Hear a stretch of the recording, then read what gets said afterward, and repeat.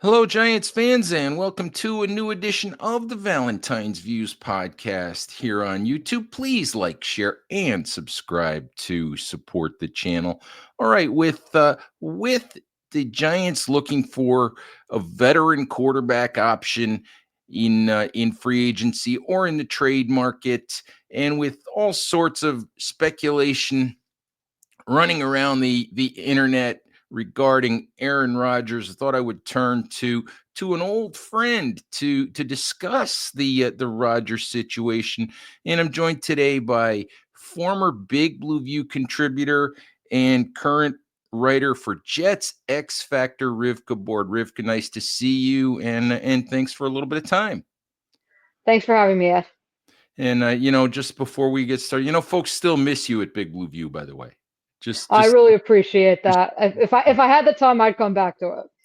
Well, if I had the money to convince you to leave your full-time job, we'd do something about that. But people have to make a living, so Hmm. so I get it. So let's talk about Aaron Rodgers, and I have to start with this. I remember, you were doing some writing for X Factor while you were with Big Blue View, and I know that you're a longtime Jets fan. And I remember when Rodgers came to the Jets initially, we talked about this, and you said, and we talked about whether there was only two ways it was going to go. It was either going to be a spectacular success or a spectacular failure. And you said to me, it's the Jets. It will be a spectacular failure. And that's exactly what it was. Exactly. So I just have to say this. I cannot believe that we're here basically 2 years later talking about the possibility of Aaron Rodgers becoming the quarterback for the Giants of all teams. The Giants. And I didn't see this. I didn't have this on my bingo card. I don't know about you. Yeah, I mean, this is one of the things I keep saying is that when the Jets were considering getting rid of Rodgers, one thing I kept saying is if the Jets don't, if they let him go, who else is going to sign him? And the Giants were like right away off the list. Like the Giants are not going to bring in Rodgers. Like why would they even consider it? It wasn't even a thought in my mind that that would be a direction the Giants would go, and it just made no sense to me. And so yeah, I'm as shocked as anyone that this has even come up. Yeah. And I don't know, to be honest with you, if it's as I know it's not imminent. And I don't know that it's as serious as some people want to think it is. As soon as some people hear the name Aaron Rodgers, oh my God, the Giants are going to sign Rodgers. I don't know about your impression of this whole thing, but my impression at this point is that the Giants are doing their due diligence on everybody. That's the information that I have. They're doing their homework on everybody that is or could be available. My impression to this point has been that it's Rodgers basically, standing outside the entrance to the Giants facility trying to kick in the door, not the Giants chasing Rodgers. It's Rodgers chasing the Giants. I don't know. Do you have the same general impression?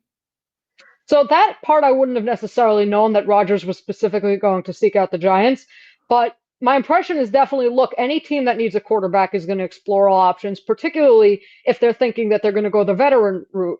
There isn't there aren't a ton of, great options out there, so it's kind of like, well, let's just look into everyone. I mean, they'll probably look into Darnold, they'll probably look into, the possibility that the Seahawks could release Geno Smith. They'll probably look into Justin Fields. They'll look into every single. They'll look into some of the other, sort of backup type quarterbacks over the years. They'll look into everyone, and so to me, it's like, okay, Rodgers' name is on there. It was like, well, because it's Rodgers and because he was with the Jets and because of who he is, everyone suddenly blows this up out of proportion.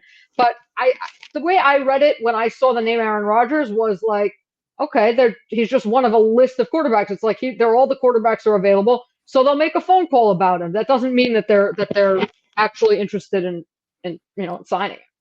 Absolutely. Although I will admit, I sort of freaked out and did a this is ridiculous kind of column, which is, I usually try to stay in the middle of the road.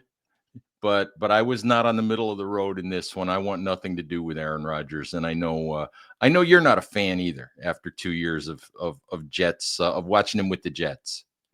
I mean, look, if I thought he could still play, I wouldn't, or at least I thought he could still play at a level that made it worth dealing with all the garbage that comes with him, then I would say at least explore it. But I was very, very down and negative about him and the way he played this past year. And I just don't think you can justify bringing in that kind of distraction. I mean, as any team, but particularly as the Giants, where they are in their franchise development, where they are just in their process, it just makes zero sense to me to even consider bringing in Rodgers. Let's talk about some of those distractions. I mean, we're talking about wanting his own players, wanting to bring in his buddies, and the only one of which who can still actually play is Davante Adams. And correct me if I'm wrong, but that also, despite the fact that Davante Adams can play, that became an issue with the Jets because I think there was an impression that he was forcing footballs to Davante Adams that probably should have gone to Garrett Wilson or gone to Breece Hall or to somebody else. Am I right about that? Yeah. If you want, I mean, certainly Garrett Wilson had that impression. He was really, I mean, he said some things in the media that made it very clear that he was not happy. There was a time where he was screaming on the sideline to the receivers coach, which what appeared to be saying is if it's one-on-one, throw the fade. Never mind that Garrett Wilson wasn't open on the play, but that's a separate story. He was clearly, that relationship was clearly, there was something going on there, and it was because Adams, from the time Adams came, Rodgers was clearly looking for Adams, even when he was double covered. And the whole thing about it was what should have happened was that now that Adams came to, so that they couldn't double cover Wilson so much, is you throw to whichever, you pick your poison. Whichever guy is not double covered, you throw to. Instead, he would look to Adams when he was double covered, even though Wilson was often wide open. And I could just imagine if that was an issue with Garrett Wilson, who didn't come out of Ohio State with the kind of, persona of being a diva, then, I mean, what's going to happen with Malik Nabers, who's used to being, spammed with targets himself. And then, he comes in and he's going into year 2 and he wants his stats and he wants the ball. And again, what was Nabers like? He was also top, like, what is he, second or third in the NFL on targets or something like that? Mm-hmm. Like tons of targets. And it is, especially given that Nabers is a young player and he will not be exactly where Rodgers wants him on the exact play. There's no question if he brought in Davante Adams, Adams would be the number 1 receiver, and Nabers, even if he got a lot of targets, would be very unhappy. And that in and of itself, even if it's not saying like, oh, Rodgers is inherently an issue, but just he prefers his guy, and the Giants already have a number 1 receiver. Yeah, and Malik Nabers is not the kind of young man who's going to be quiet about it. If he thinks the ball should have come to him, he's going to say the ball should have come to him. So that I'm with you. I can see that being an issue, from a mile away. And I guess the other thing that's interesting is, Rodgers, in addition to the darkness retreats and McAfee and all of those distractions, he still has that reputation of wanting his offense and wanting to control his offense and wanting to run it the way he wants it run. I don't think Brian Daboll's going to do that or would do that, especially, considering where he is in terms of being on the hot seat. Would your guess be that Rodgers, after basically being run out of Green Bay and then, being let go by the Jets and being 41 years old and not exactly having teams banging down the door, would you expect him to change at all? Or would you expect, Aaron Rodgers is just what Aaron Rodgers is, and if you bring him in, that's what you deal with? So I think it depends on how you approach him. I really do. The Jets, when they brought in Aaron Rodgers, were giddy to bring him in. They gave him the keys to the car. They brought in everyone he wanted. They gave him his coach. They basically, like, there were a lot of jokes about how Joe Douglas was the assistant GM, about how Robert Saleh was the assistant coach. When you do that to Aaron Rodgers, well, yeah, he's going to be take it full advantage of it. I think that if the approach was, especially with someone like Brian Dable, who's not going to take the kind of garbage that Saleh and Jeff Ulbrich did, if he came in and said, "Look, Aaron, if you're coming to us, you're doing this my way. You're doing this. You're coming to training camp. You're not going on McAfee. You're running the offense that I say you're going to run. You're not changing plays at the line. You're running motion, or not changing plays at the line, but you're keeping them within the framework of our offense. You're running the motion that we want to run. You're throwing to the plays that make sense within our offense, and you're not getting what you want with everything. And if we can't get Devontae Adams for the right price, we're not bringing him in." If you do that and he says yes, I think that at that point, like, especially with again an owner like John Mara, who's not gonna, again, he's not like he Woody Johnson around the league has a reputation as a laughing stock. John Mara is still a very respected owner. Obviously, he's not Wellington Mara, but still, I mean, again, he has a reputation. He's not gonna put up with that kind of stuff from Rodgers. And so I think if you approach it that way and you say take it or leave it, and he decides to take it, then in theory you might be able to get a little bit more humility out of Rodgers, particularly since, as you said, if he's the one banging down the door, then he knows that there aren't a lot of options for him to continue playing. And he doesn't want to go out like this. Like, it's pretty obvious that he doesn't want to go out having gone, 5-12 and look like whatever you think about it, he played, definitely not look anything like his MVP self. And so if he knows that this is his only opportunity to play and he's beholden to the team, and if they have another option, whether it's a drafted quarterback or they bring in another veteran to not to compete but to spell him. Like, one of the mistakes I think the Jets made was not by not benching him at some point. Like, I really would have put it in Tyrod Taylor. I thought Tyrod Taylor might have actually played better than him at certain points, and I just thought that they just kind of stuck with him because they weren't going to do it to the team and whatever. I think if the Giants had someone else and said, "Look, yeah, you're our veteran quarterback that we brought in for 1 year, but we're not beholden to you in any way. And if you pull this kind of garbage, you're going to sit." I think it's interesting because the way I look at it, I think in some respects, I had said on a show earlier this week that I think the Giants are trying to put in place the same kind of situation they had in 2004 with Eli Manning and with Kurt Warner. And the interesting part about that is whichever veteran comes in is going to have to be willing to mentor this young quarterback, because the Giants are looking for that long-term answer at quarterback. And even Joe Shane said the other day, this is what they want. They want a veteran who can show a young kid, the ropes. And I think they want a veteran who can win games. So it's just interesting. So the question becomes, is Rodgers willing to mentor? And if you look at what happened to Kurt Warner, 2/3 of the way through the season, the Giants were in playoff contention, and Warner was playing okay, not great, but okay.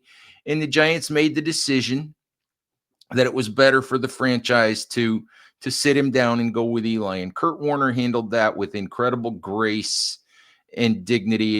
And I remember him telling Tom Coughlin, if you're going to do this and just leave me on the bench. This can't be a thing where I'm looking over the kid's shoulder. He has to know that he's going to play. And, my question is Rodgers willing to mentor? And how would he handle, do you think he'd handle that situation, or would he go whine about it to McAfee? So it's actually a very interesting question. And I can't give you as definitive an answer as I might have a couple years ago. Because when the Jets got Rodgers, or even before that, I would have said, heck no, he's not mentoring anyone. But the thing is, even when he came in, obviously he knew there was no threat to him, but there were videos on the sideline of him coaching up Zach Wilson, like showing him like how to rotate his hips when he into a throw or things like that. Like, he really worked with Zach Wilson a significant amount. Now, obviously, Wilson wasn't a threat to him in terms of the Jets had benched him and essentially were like, yeah, we're not starting you. So it wasn't a threat. But still, he was definitely willing to really, kind of work with Zach Wilson. And even Jordan Love, who obviously Rodgers, was horrified and livid when the Packers drafted Love.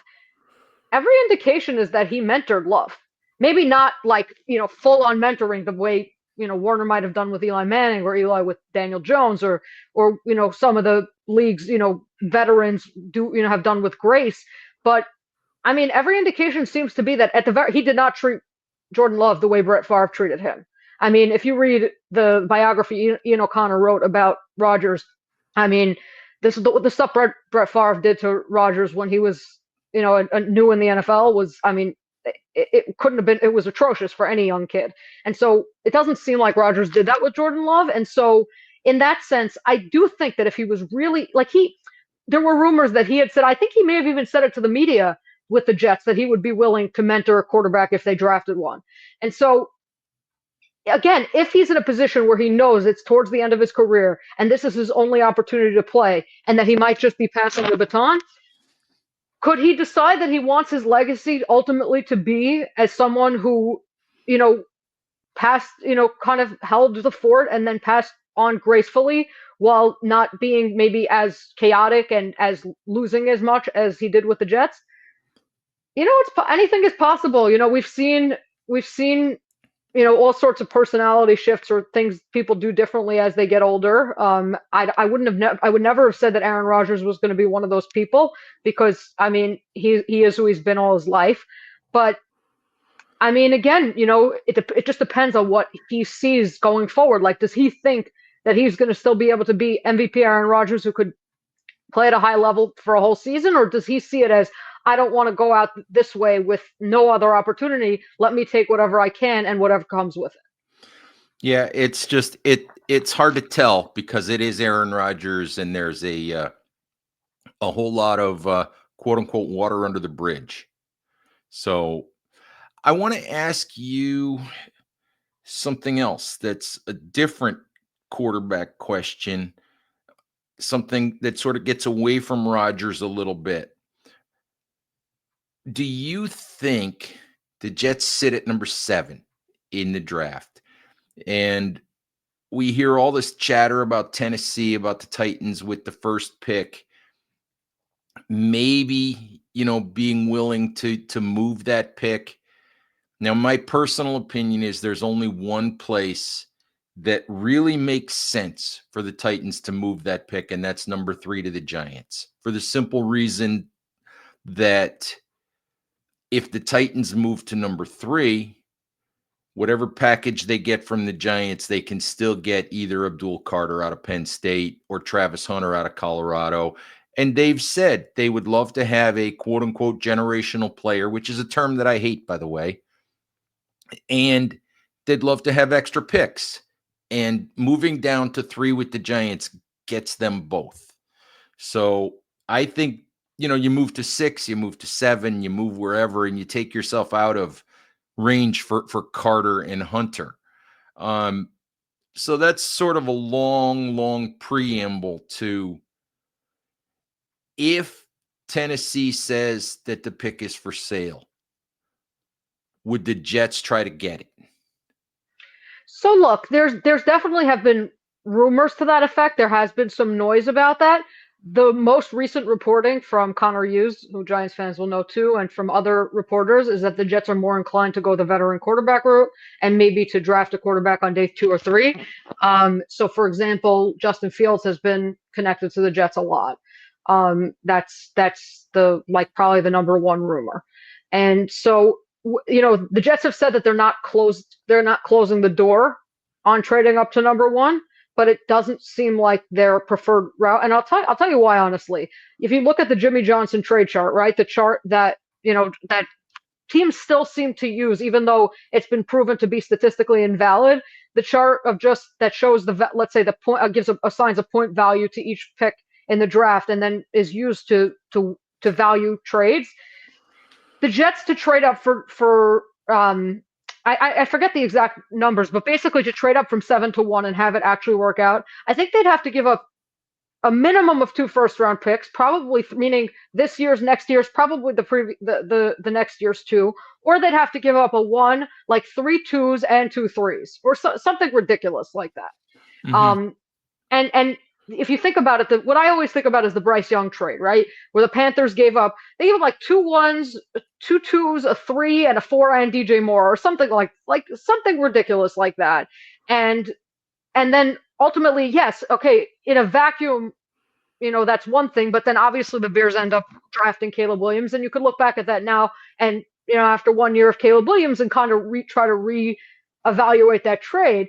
But the point is that the amount that the Panthers gave up, and I know they were at number 9 and not number 7, but ultimately, just coming up from that, you better be convinced that you're getting the next Peyton Manning, because just what you're giving up for that is literally like, look, I believe that if you think you got your guy, you got to go get him.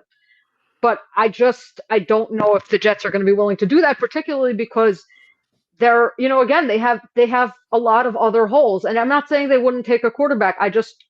It's possible. And if they really love Cam Ward, maybe they'll do it. But the sense I get right now is no.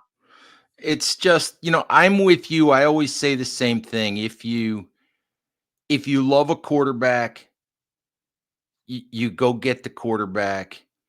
And if you're right, if you end up being right, then the price that you paid ends up not mattering.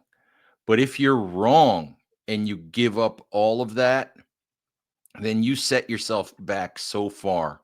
And plus, you probably, if you're the GM and the head coach, you get yourself fired. But you set the franchise back so far. So if you're going to make that move, you're right. You better be right about it. If you are, it's great. But if you think about the Trey Lance trade, though, to me, Trey Lance may just be the biggest quarterback bust in NFL history when you consider what the 49ers gave up to get him. And then, literally, the Dolphins turned that trade into Tyreek Hill, Jalen Waddle, and Bradley Chubb. Like that's who the Dolphins got with the players that the 49ers, the picks that the 49ers traded. And yet, guess who ended up in the Super Bowl that year? Well, they ended up. The reason why people overlook just how bad that trade was is that the 49ers got really lucky with Brock Purdy, and that just doesn't happen all the time. So, I mean, to land Mr. Irrelevant and have him basically save your bacon, save your job, save your team just doesn't happen very often. But before I let you go, let me ask you, look into the crystal ball. Does Aaron Rodgers actually wind up with the Giants or not? No. I think he'll probably end up like with the Raiders or something like that. That would be fine. Let him go. Let him go. Have fun in Las Vegas for a year. The interesting part will be if Davante Adams is willing to go back to Vegas. But I don't know if Vegas would be interested in having Davante back. So we'll see. I've heard Pittsburgh for Rodgers, but I just don't know. I don't know. I tend to think, just as an aside, I tend to think that when all the smoke clears, I tend to think that it's going to be Russell Wilson for the Giants. I think Russell Wilson, and a trade up to number 1 to draft Cam Ward if they can pull it off. That's what I think. We'll see. That certainly sounds very plausible. All right, and we'll see who's quarterbacking the Jets, and we'll see if one of these teams can actually be good one of these days. It's hard to even say who's in a better position to do so at this point. Exactly. I don't think either one of them's in a great spot. No, but anyway, all right, Rivka, thank you very, very much for the time, for the Aaron Rodgers insight. I know he's your favorite topic in the entire world. I could have gone on for a lot longer bashing Aaron Rodgers' play, but you didn't take it in that direction, which probably is a good thing. Yeah, I didn't want to give you like an hour to just bash him and crush him entirely, because then he probably would wind up with the Giants.